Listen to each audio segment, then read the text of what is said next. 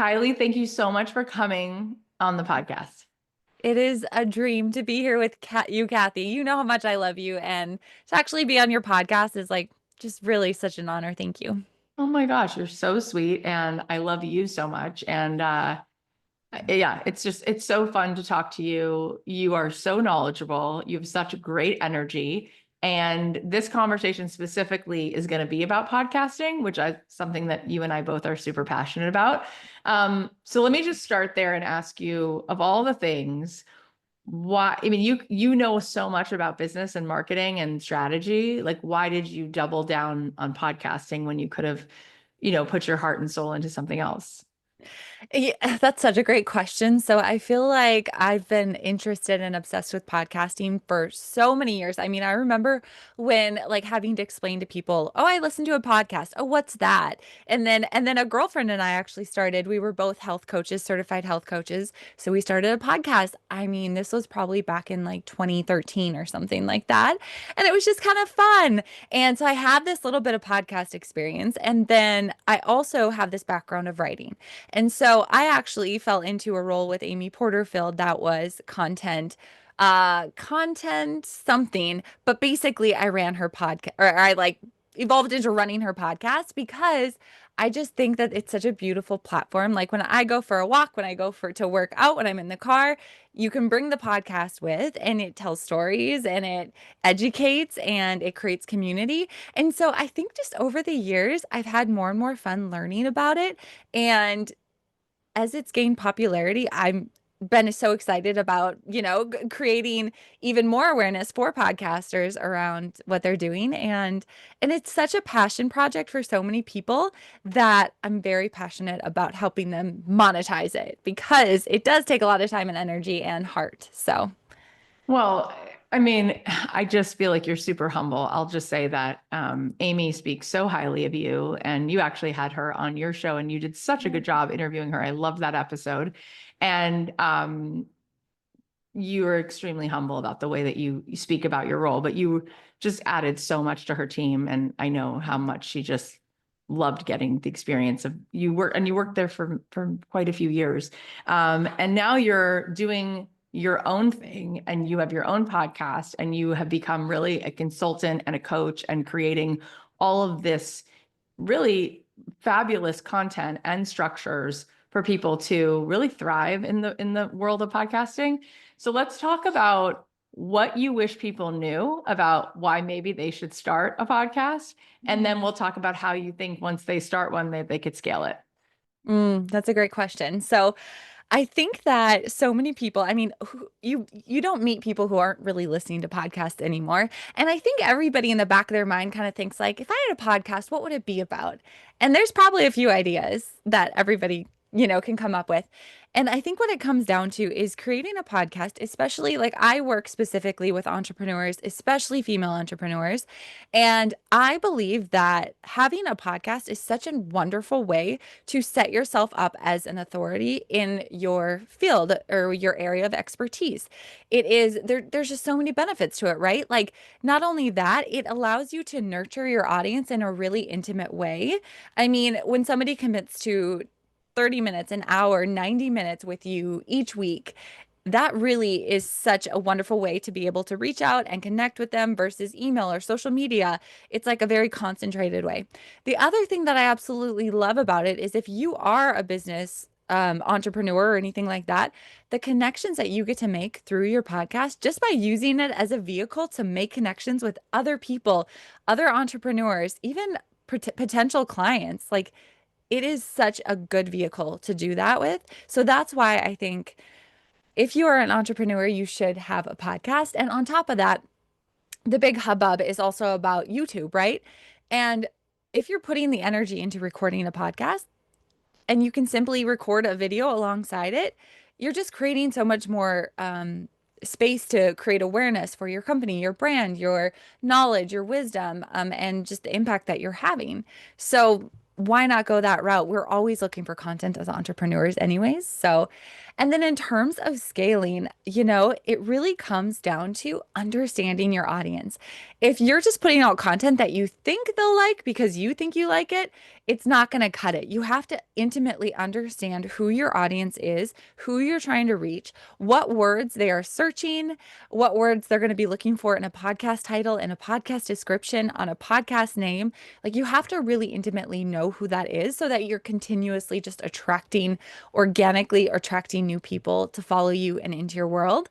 But really, the work that I like to do is driving people from the podcast to your email list, right? So taking them off the podcast platform and getting them over onto your email list is so powerful because then you can take them a step further. Now they're in your world, but now you can move them through this really intentional nurture sequence that lands on maybe an offer you have or maybe free resources that you can support them with. And so I love that. And then the other piece of it is like you're creating all this content.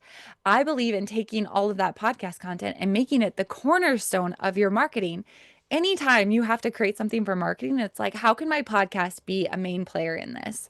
And I don't think enough people are doing that, but it's a great way to continue to grow your audience, drive traffic to your podcast, but also to your email list as well. It's all those things are very insightful. And I also just want to zoom out and say that, in this in the moment that we're all living in, the woman who was both your boss, friend, mentor, Amy Porterfield, for the years that you were with her and still to today, she's really an authority in online marketing. She's recently rebranded her podcast, but at one point it was actually all about online marketing specifically. And so for you to have come out of that environment and really seen the power of podcasting is something, right? Because within that environment, you could have come to a different conclusion. You could have come to a conclusion that podcasting is beautiful and it creates intimacy, but the real thing to truly make a difference in your life or business was something else.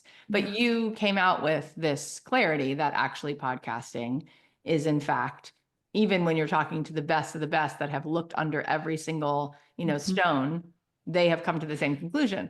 Why that is a little bit surprising is because the vanity metrics are not the same, right? When you look at somebody's podcast, it doesn't have that same factor of, oh, you go to the podcast app and you see this person has this many downloads. It's out there. It's visible. You can tell. When you go to somebody's Instagram, you get a sense right away of, oh, this person's popular. They have 500,000 followers. They have 3 million followers. They have 48,000 followers. And also when it comes to YouTube, same thing. You can see right in front of you the amount of views, the amount of subscribers. Podcasting is a little bit more low key. It's like, there it is. And it feels a little nebulous. Like you're not sure, right? How much of it is being received. You don't get necessarily that sense.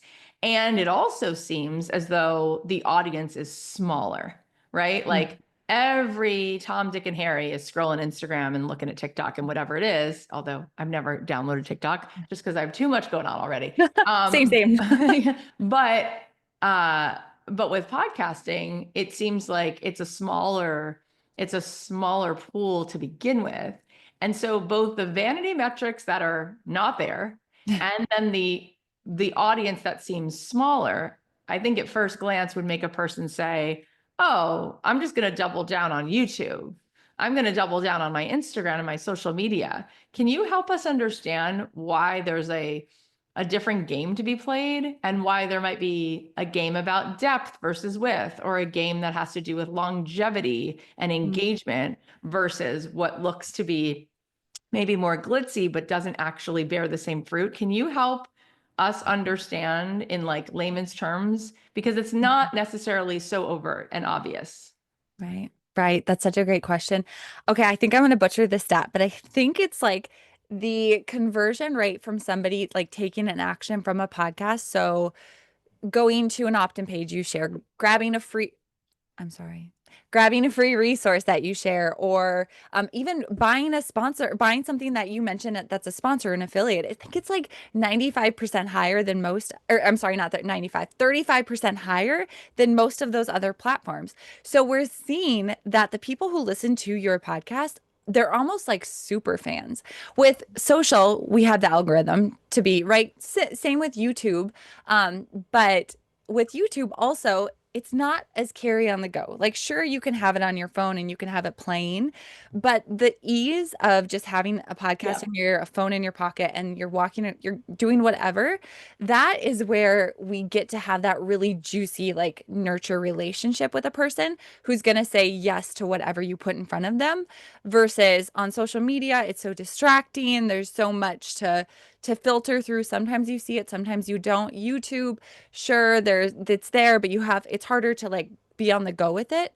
And so that's why I think some of, the power of the podcaster is that unique advantage that you have, especially Yeah. when it becomes a piece of the monetization. And I mean, I also think I love that you can't necessarily see the vanity metrics. I mean, sure, we can see followers, we can see reviews, things like that. But I think something I think there must be something triggered in our minds when we see those big metrics and we think that we have to follow this person or they know everything about everything. And then maybe somebody with 200 followers is so smart and so they have so much to share, but we're not going to give them a chance because in our minds, oh, that big number, that's more attractive. I should follow that person. So that's the beauty also of podcasting. It's like we can kind of set ourselves up as authorities without these like sexy numbers that might be not true.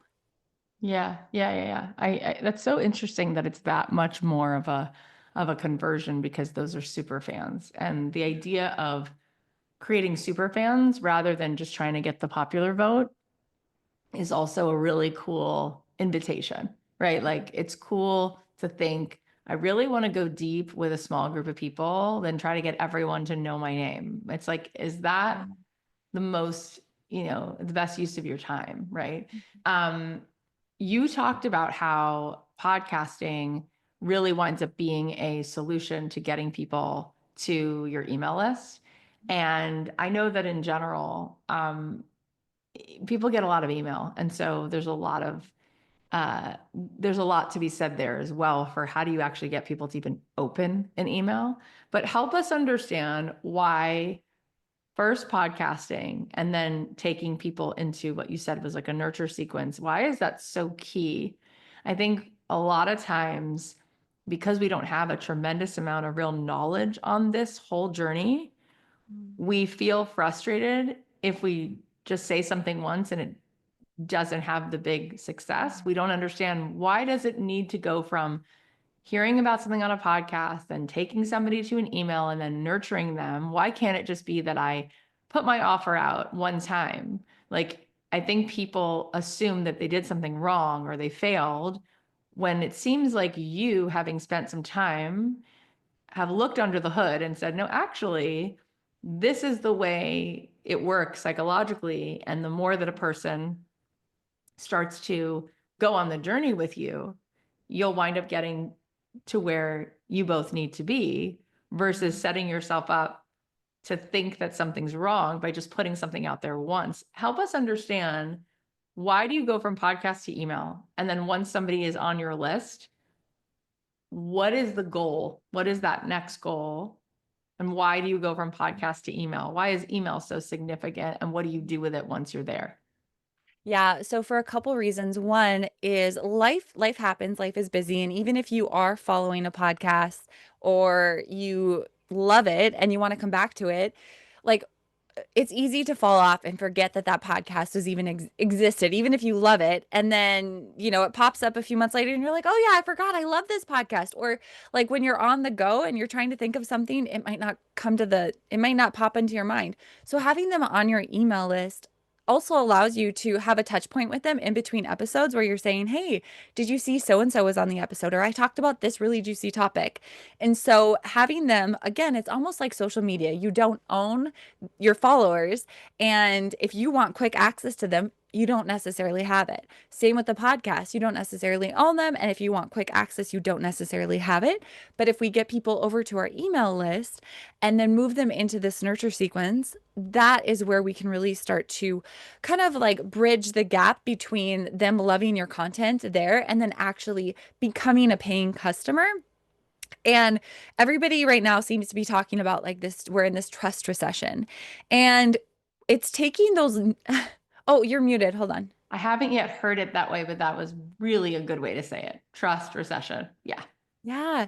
And so for you to, they sign up for something that's really sexy or juicy. I love a quiz. I love a podcast centric quiz or a podcast centric bundle because you already know they love to listen to episodes, but if you can curate it for them, great. So they want that, they opt in. Now you're going to take their hand and nurture them along, giving them more free resources to support them on their journey.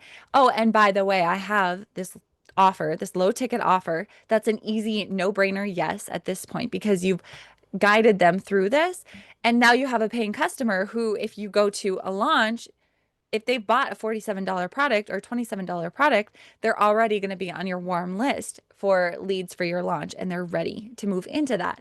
I mean, I had a client do this and she made like over $9,000 in just 3 weeks moving people through this funnel because it was like, again, she nurtured them, she gave them what they needed, gave them more of what they needed, and then she did the ask. And then it was like, yeah, for sure. Okay. There's so many things I want to break down. Mhm. So let me just start with the last thing I just thought before I go to the first thing I thought. The last thing I just thought is I know for me, and boy, do you know this about me, because I've hired you as a consultant, which was I learned so much. That was like such a master class. Drinking out of a fire hose of so many important insights. You're so compelling and brilliant. You know about me that the word funnel makes me like ick, but I have found my way of having a funnel. I think the reason I'm asking you this question is when it comes to marketing, and you and I both know we love Seth Godin because Seth Godin is like the GOAT of marketing. Anyone who's ever read his book, read his blog, seen him for 5 seconds knows he is the most loving, lovely, deep, deep, deep, deep, sweet, sweet, sweet, creative, creative, creative muse. He's incredible. And yet he is a marketing genius. When he talks about marketing, people lean in and they realize that marketing it's big ideas, it's love, it's really having good influence for good reason. I mean, it's a lot of things, but because of the, let's call it bro marketing that's out there, when people hear the word funnel, sometimes they're like, oh my God, that feels like I have to. That doesn't feel like I want to. I feel like all of a sudden I'm going to have to be some version of myself that feels salesy or robotic. When what you do, and you've helped me do it even better, and what I do is nurture people, right? So another way of saying funnel is serve. Another way of saying funnel is talk to your people and help them solve their problem, right? And so it's like, I want you to help us understand that concept because I do think a lot of people have an aversion to it. A, because it feels maybe like something that is outside of what feels authentic, but also it feels technically Right. difficult when really it's as simple as like when people first sit down to dinner, you might give them a drink and an appetizer, and then you might have the main course. That's not technical or inauthentic. That's just another way of saying it. That could be like the funnel, right? It's like a version of like there's an arc, right? They walk in the door, you don't hand them their chicken. It's like they walk in the door, you take their coat, you ask them how they are, you direct them over to where, they might get a beverage. We don't realize that human beings relate to each other a certain way. And that is actually helpful and healthy. And it doesn't have to feel all like an alternative version of yourself. It gets to actually feel on purpose and quite like graceful, right? And I do think Amy Porterfield, since we've talked about her, since that's how you and I know each other, I think she's a great example of somebody who is likable and helpful and like has mastered these technical things that become so not technical and they become very relatable. It's how we relate, right? It's how we talk to people. And there's so much noise and there's so many notifications that if you don't make a concerted effort to put intention behind how you do serve and how you do talk to people, you don't serve as many people. And so I almost feel like you and I should go on like an entire mission to teach the very organic, very loving, very human approach to like, hey guys, it just gets to feel really good. Come this way and, do it like you would do it. Like my friend Laura Belgray says, my podcast used to be called Don't Keep Your Day Job. She's like, you should write another book called Don't Keep Your Webinar, because how you do webinars is a party. Like it's so not robotic. It's so not contrived, and it's effective, and people get to spend an hour with you.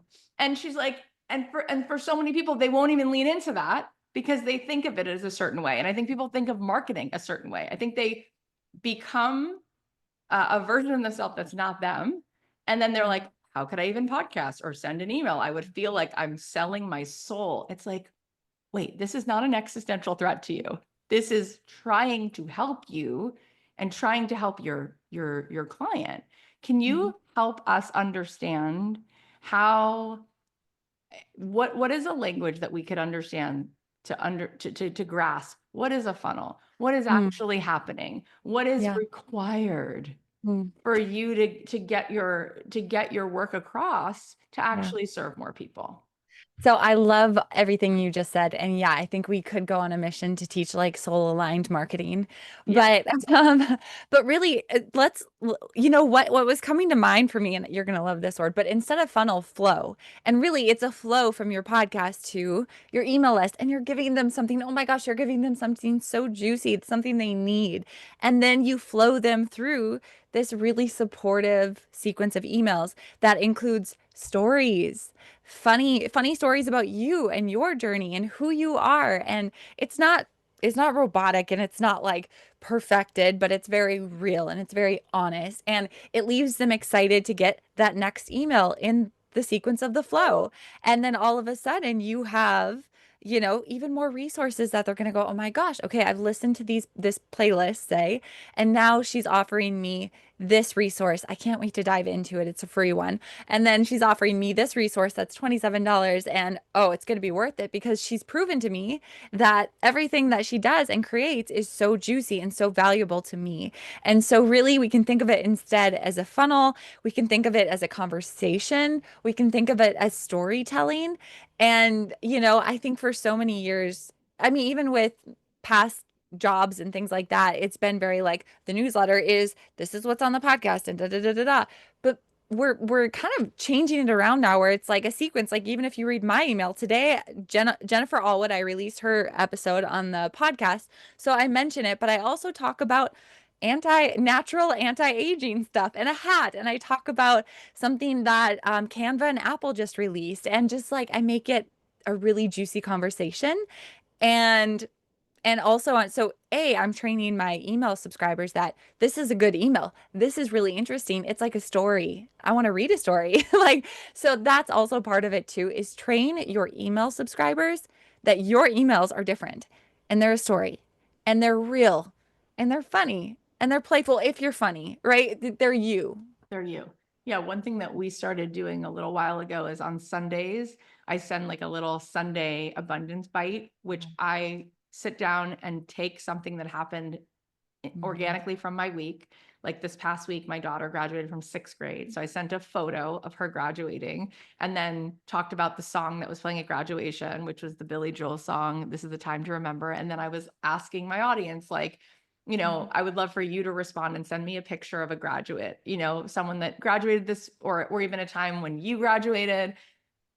About a month ago, when I knew that I was heading to Paris this summer for my birthday, I sent a picture of the Eiffel Tower and said, I've never been here. It's been on my bucket list. Send me back, reply with a picture of a place that you've gone that you love. And people love to connect. Yeah. So it's like, we make it so much harder. Yeah. And it's like, I mentioned Laura Belgrade 5 seconds ago, but she says like, what kind of email would you want to get? What kind of podcast would you want to hear? Like if your bestie was sending you an email, let it feel great. And at the end of the day, connection is connection, right? And so what you're saying is from the podcast, go to the next point of connection, have another touch point, move people into your email list. What are some of the best ways to get people on the email list? What are some of the best, sort of giftings, freebies that you could give someone to make it enticing? Because everybody feels like they already have enough email. So even if they like your podcast, they might be reluctant. What might Yeah. be a cool thing to think about? So I mentioned it briefly, but quizzes are still so popular. Like people love to take a quiz. They love to learn about themselves. And then and then on top of that, let's say you have 600, Cathy, like you have 700 episodes. Like I don't know, I'm guessing, but I'm thinking you have. I think over 1,000 now. Okay. Yeah. Crazy. So somebody comes into your audience, they're new. Where do they even start? Like you can give them a curated playlist that meets them where they are. So not only do they get to learn about themselves through a Cool. quiz, but then I get a curated playlist that I know what I need to focus on and dig into. Like that's so attractive. So that's my personal favorite.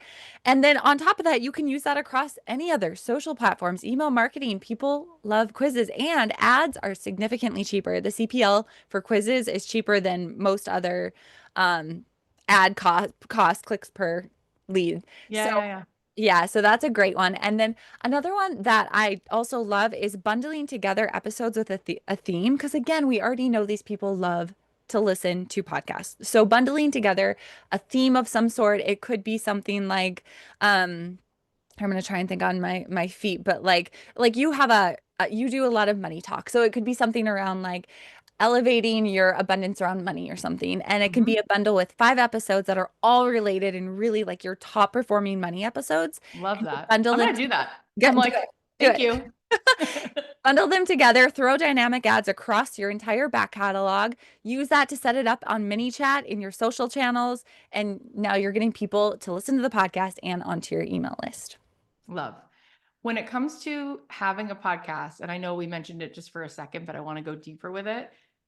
Once you have made this decision, you're going to start one or you already have one, and you just want it to be heard. I think people get really frustrated because they're like, I made this podcast and I have like 15 downloads, right? Like, what are some of the things that we should be thinking about to grow its visibility so that more people hear it? So there's a couple things, especially if you're new, but these also work further along. And one is get on other people's podcasts. And what I recommend is like you don't have to go for the top podcast. Like you don't have to go to for the Cathy Heller podcast. Go for some of these smaller ones who are looking for guests and who have these small but really, really super fan audiences who are going to follow their guests. And so that's one. And I've been hearing people say that, oh, it's so hard to get on other people's podcasts. I have not had any issues. And because it all comes back to just me having conversations, serving other people. And then they're like, hey, do you want to come on the podcast? So make it easy, have conversations. The other thing that I would say is borrow somebody else's audience. If you have connections within your industry or like a parallel industry or something like that, if you can go and like give their audience a free masterclass or a free something and drive people to your podcast from there, that's a great way. It's worth your time. And then other than that, it is sometimes it can be the long game, right? We have to do the work to really create those super fans, but it's going to be worth it.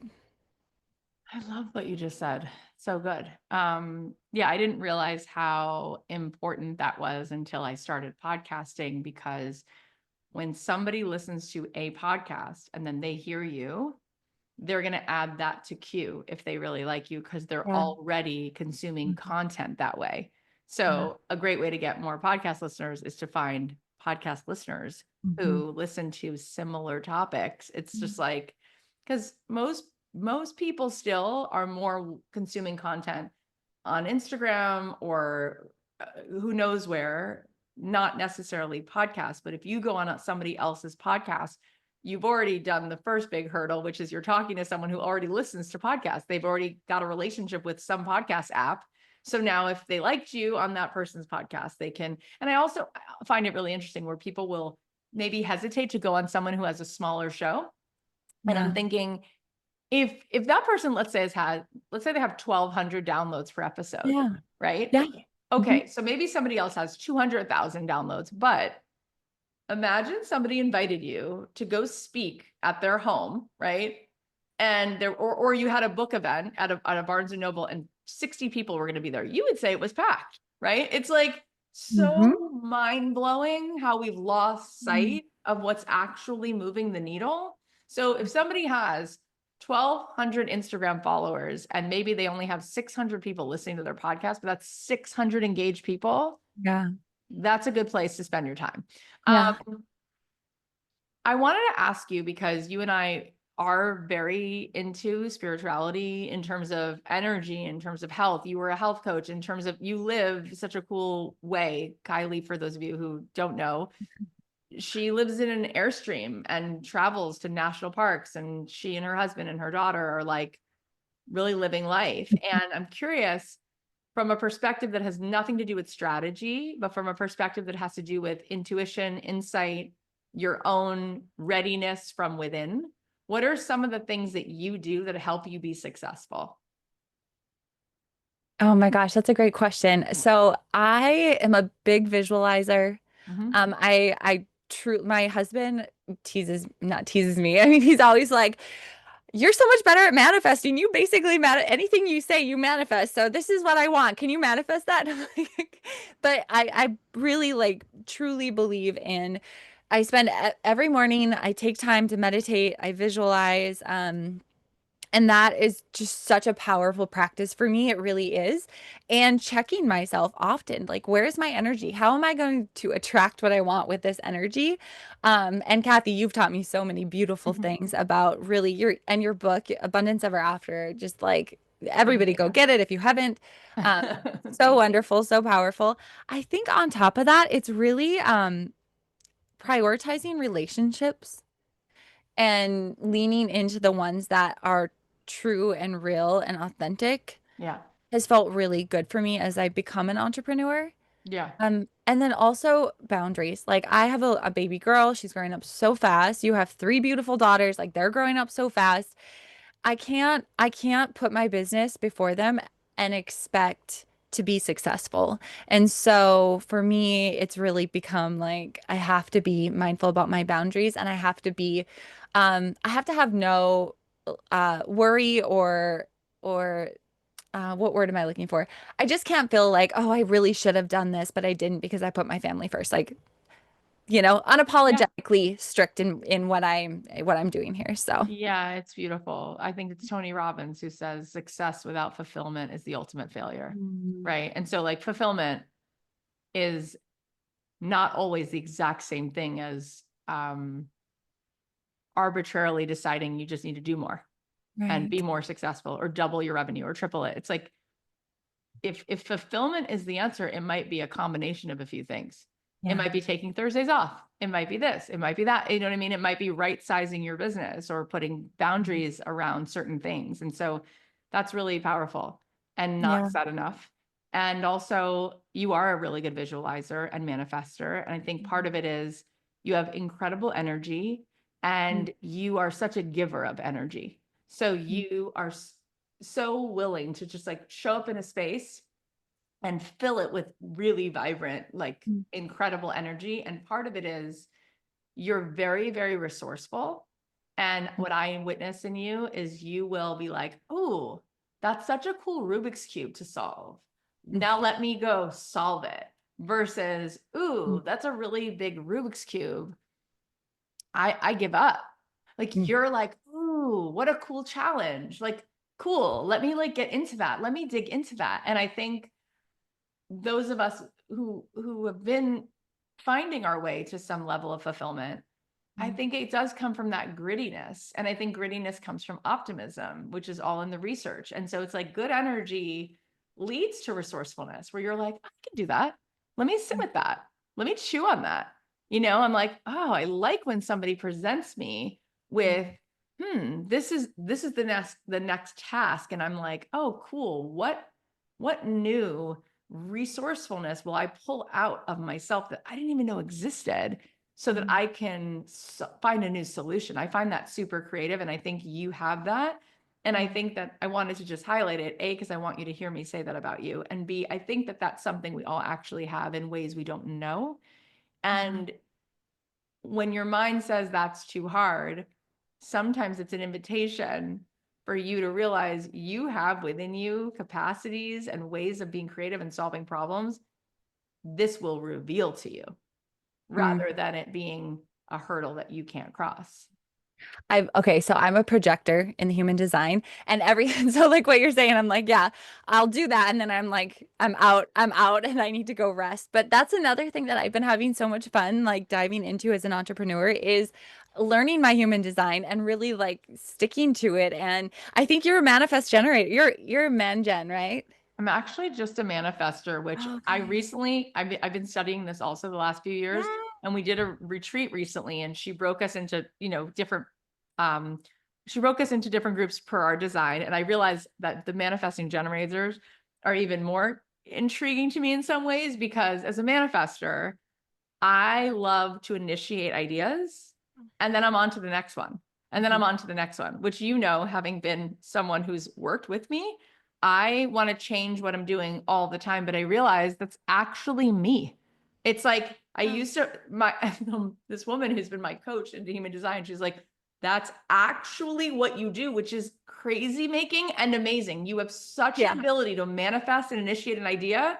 And once you do, you're actually bored of it and you want to go do the next one. And she's like, so do you find that you just initiate and don't have the generator part to like keep it going because you want to do the next thing? I'm like, uh-huh. She's like, that's what you do. That's what you literally came to the world to do, which is why you're going to need people around you who are going to do the other aspects, or else you'll literally just be setting lanterns into the air nonstop. And isn't that interesting? It is, it is. And they're always such good ideas too, Cathy, and they're so heartfelt. And They it's are, like, they're so beautiful. I'm like, and catch, catch, catch. it is crazy making though, because it's like I'm such an idea generator, but not a generator in human design. A generator in human design, like that's the kind of person around me who's going to take that idea and see it through to fruition. While I'm already bored of it, I'm on to the next thing. I love it. But it is kind of cool to learn your human design because you Yeah. realize there's nothing wrong with you. It's what's right with you in Mhm. accordance to the way you were made.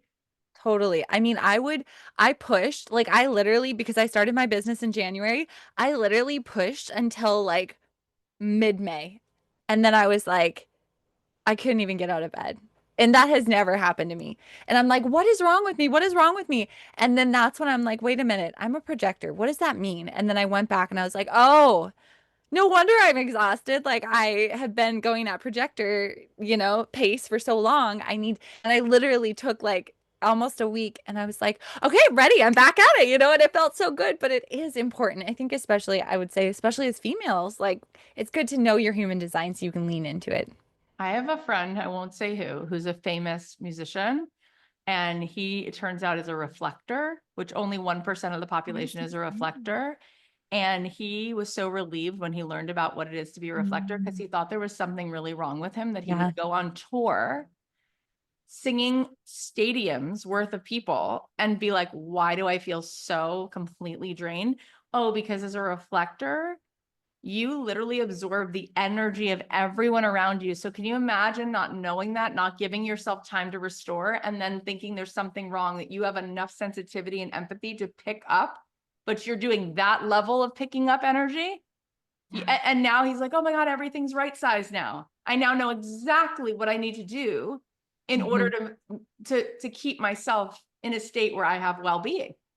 It's just really interesting, like who we are and how we can make our lives be lives that respectfully, like that they're designed according to our integrity, rather than pulling ourselves out of who we are and thinking there's something wrong with Right. us.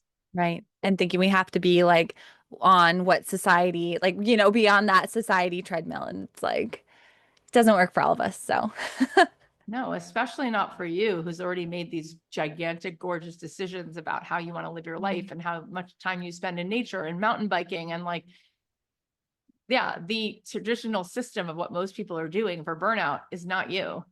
So no, but you were a big inspiration for me to like going out on my own and doing it because I saw you do it with three beautiful daughters and I was inspired by that. So to sum up, what is something that you wish everybody knew about podcasting so that they would just like get on in the game or take their show that they currently have to the next level? What would you want to whisper in their ear that might be potential that they don't yet fully know that they can go capture? Okay, so this is like a really, I want to give them a tactical one, and then maybe I might share a Okay. non-tactical one. But the tactical one is like start paying more attention to keywords. Did you know that you can change the name? You can give your podcast title like a tagline of some sort that's full of a few keywords that really is specific about who your podcast is for.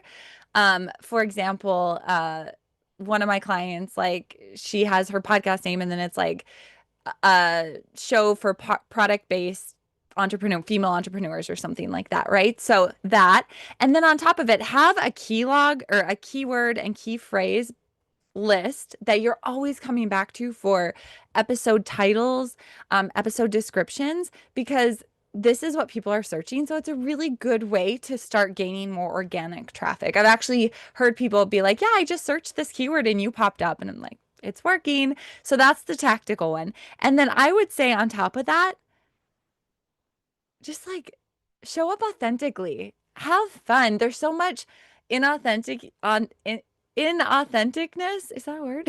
With AI these days. And so just like show up, have fun, serve, and it's gonna leave an imprint and it's gonna set you up as just, a thought leader and somebody who can really make an impact.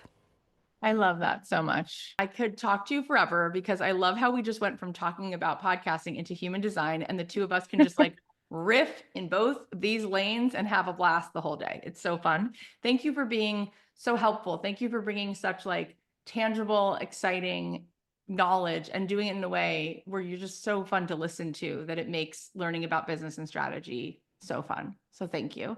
Tell everybody where they can find you and where they can follow along and be on the ride with you to learn more about podcasting.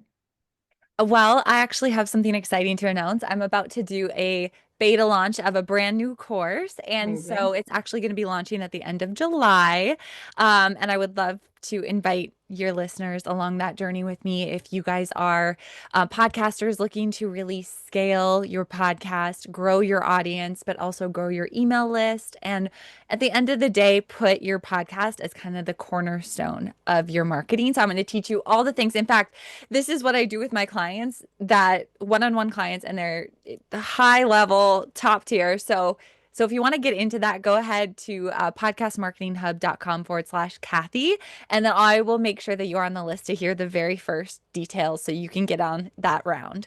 Oh my gosh, you guys, I highly recommend. There's sort of what's more valuable, time or money. And so often I look back and I'm like, instead of duct taping and DIYing my way, which took me 6 times as long and I made all these errors, wouldn't it be cool if I could work with somebody and actually compress decades into days and then be so much further along? And you are that person in this space. So yes, yes, yes. We'll put the links in the show notes as well. And it was just such a delight to have you. Well, thank you. It's been so much fun to be here with you, Cathy.